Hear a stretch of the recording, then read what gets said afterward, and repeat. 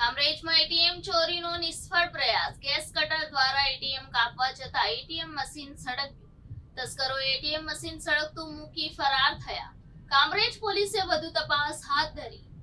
કામરેજ તાલુકાના કામરેજથી નનસાડ જતા માર્ગ પર સત્યમ ચોકડી પાસે આવેલા હિતાચી કંપનીના એટીએમ સેન્ટરમાં મોડી રાત્રે અથવા વહેલી સવારે ચોરીનો પ્રયાસ કરવામાં આવ્યો હતો.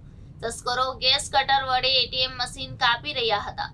દરમિયાન એટીએમ મશીનમાં આગ ભભૂકી ઉઠી હતી. મશીનમાં આગ લાગતા તસ્કરો એટીએમ મશીન સળગતું મૂકી ઘટના સ્થળ પરથી ફરાર થઈ ગયા હતા.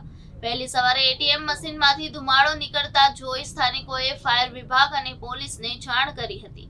ફાયર વિભાગે ઘટના સ્થળ પર પહોંચી આગ પર કાબુ મેળવ્યો હતો.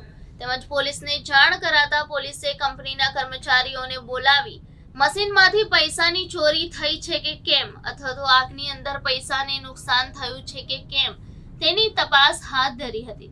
તસ્કરોએ ચોરી કરતા પહેલા એટીએમ સેન્ટરમાં લાગેલ સીસીટીવી કેમેરા પર બ્લેક કલરનો સ્પ્રે છાંટી કેમેરાની દિશા બદલી નાખી હતી. સમગ્ર મામલે કામરેજ પોલીસે વધુ તપાસ હાથ ધરી છે.